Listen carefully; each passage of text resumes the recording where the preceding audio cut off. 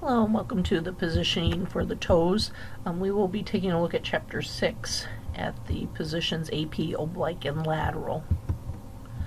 Let's start with the AP toes. When we're referring to the AP toes, we're talking about the first, second, third, fourth, and fifth digits of the toes. And when you bring your patient into the room, you'll go through your normal questions. Make sure that they're seated on the table, so you're going to actually guide them over to the x-ray table, have them take a seat on top of the table, swing their legs up onto the table. Make sure they remove their shoes and their socks and any jewelry that they may have on their feet. So if they have an ankle bracelet, anything like that, you'll have to need to remove that. Any toe rings, make sure that they take those off. Socks they can't keep on. The fibers inside the socks usually show up on the x-ray, so they need to remove those as well. You can use your digital plate, which would be the 14 by 17, and collimate down, or grab a 10 by 12. Your book tells you to do this landscape. I will advise you to do it whatever way is easier for you. You can do it crosswise or lengthwise. It doesn't matter for this exam, as long as you collimate down to that digit. You're going to ask your patient to flex their knees so that their plantar surface is on the image receptor. You will need a 10 to 15 degree central ray that's going to be angled towards the calcaneus. The reason for this is because of the arch that's in the toes. We want to try to lay those joint bases down as flat as possible. So by putting a 10 to 15 degree angle, then we're able to do that. So the higher the arch, the more degree angle you're going to require. So if they have a high arch, then use the 15. If it's not as high of an arch, then use the 10. Your central ray is directed to the metatarsal phalangeal joint, and it depends on which digit that's been ordered. SID will stay at 40 inches. You're going to collimate down just to that toe. You're going to use about 55 to 60 kVp at 2 mass, depending on if it's a digital system, CR system, or analog. So for our purposes, 55 at 2 is about average for the patient. You're going to do an AP, an oblique, and a lateral of your toes. Let's take a look at this one more time. You are going to center directly in the middle of that cassette or imaging plate. If you're using the DR, put it directly in the center. 10 to 15 degree angle, angle to that NTP joint, place your marker on your cassette. When you take your x-ray, it should look something like this. So you will see all of those phalanges and that metatarsal all the way down to the joint.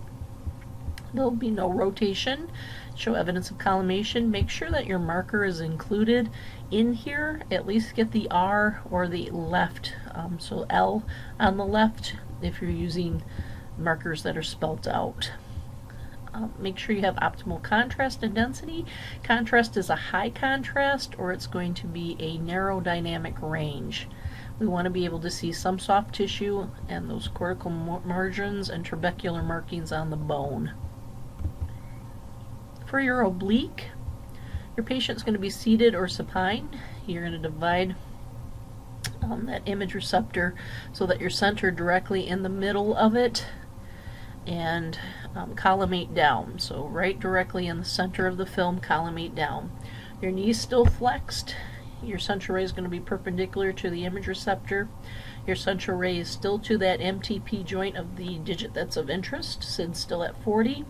1 through 3, you want to put a 30 to 45 degrees angle medially. If it is digits 4 through 5, do a 30 to 45 degree angle laterally. So in these two images, you can see the first digits, what they're centered on. They have them medially rotated. Here they're centered on the 4th digit, and they're doing a lateral rotation. KVP, still 55, still 2 mass. So when we're evaluating, we want to make sure that the toes are not overlapping. There should be no evidence of motion. You should have evidence of collimation. High contrast density should be adequate, enough to see the trabecular markings in that toe. So here's that image, blown up a little bit. Again, 4th digit, lateral rotation. 1st digit, medial rotation. So 1, 2, and 3, medial. 4th and 5th digit, lateral. Lateral toes are a little bit more of a challenge for us. Your patient's going to be seated or supine on the table. Use that 10 by 12 image receptor, again collimated down to the joint of interest. You're going to do a lateral medial rotation for digits 1 through 3, medial to lateral for digits 4 through 5. Your central ray is perpendicular to your image receptor. On both the oblique and the lateral, you do not need an angle, so you're going to take your angle off. Central ray is to the IP joint of the first digit, PIP joint to the 2nd through 5th digits. You're going to collimate down to the toe of interest. This is one where you may have to use tape or some other type of device to pull the toes that are not of interest out of the way. Your phalange should be demonstrated in a true lateral position with no superimposition. There will be collimation, no motion. Again, high contrast or narrow dynamic range. Density is optical, still 55 at 2.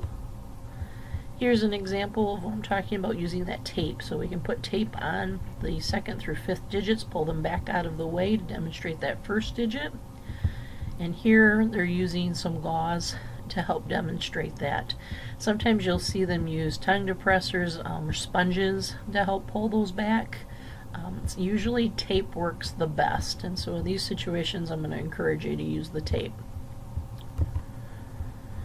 Here again is an example of some gauze being placed in between that pinky to push it out and pulling back with the tape. And again, it comes down to the flexibility of your patient as to how well they're going to be able to hold this position. And so you can see the pinky and you can see the 4th digit on these images. So pinky's pulled underneath, 4th digit's pushed out, and then the rest of the toes are taped to pull back. Right, the last one that I want you to be aware of is the sesamoid bones, and you'll actually see that you can pull those sesamoid bones right off of those tarsals. So here you're going to have your patient prone, you're going to dorsal flex that foot, so you can see here where they're dorsal flexing those toes, pulling that tib fib back out of the way. 55 at 2 maths usually works as a good technique for this. You can also do this with the patient supine and you have them pull their toes back with tape. So you can do it either prone. I think it's easier for them to hold the prone position because they can use the weight on their toes to hold it rather than using the tape to pull it back, but it really comes down to patient comfort. So your sesamoid bones should be thrown off of those tarsals and phalanges so that they're seen by themselves, and there should be no superimposition.